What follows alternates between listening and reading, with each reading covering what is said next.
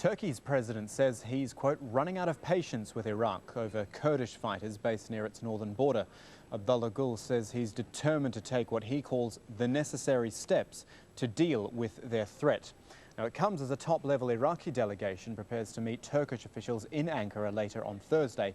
And all the while, Turkey's military build-up on the border continues. Mike Hanna has more. Throughout this week, the Turks have been burying their dead. According to the government, well over 50 soldiers and civilians killed in actions by the Kurdish Workers' Party, or PKK, in recent weeks. Amidst the mourning, a groundswell of anger and mounting domestic pressure on the Ankara government to cross the border in force and crush the PKK once and for all, a move that the international community fears would completely derail attempts to create a lasting stability in the region. While conducting limited operations across the border, the government, though, continues to exercise a large degree of restraint, apparently willing for the time being to pursue the path of dialogue rather than all-out war. And as the days pass by, the possibility that out of these tragic circumstances, a new opportunity to resolve old disputes has arisen. In the wake of the July elections, the Erdogan government pledged to press ahead with several initiatives to further incorporate Kurdish citizens into Turkish society, to address the threat posed by the PKK in union with Iraq and the United States, and to maintain its efforts to become part of the European Union on the back of its significant contributions as a member of NATO.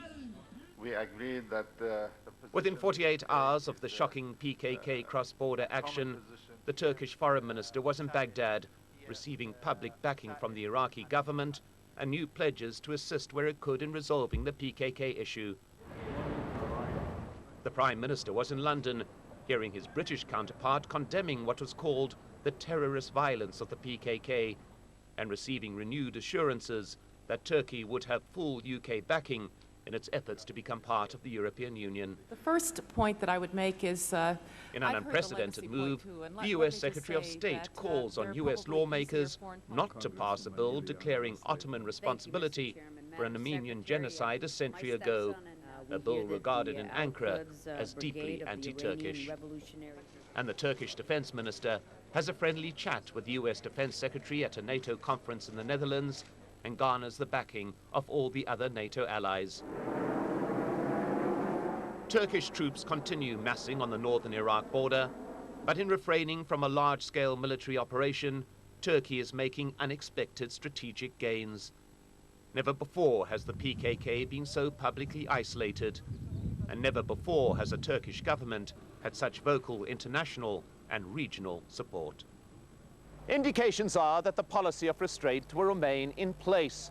The task facing the Ankara government to persuade its people that this is a position of strength and not of weakness, that the long-term political gains will far outweigh the short-term satisfaction of public demand for immediate and massive retaliation.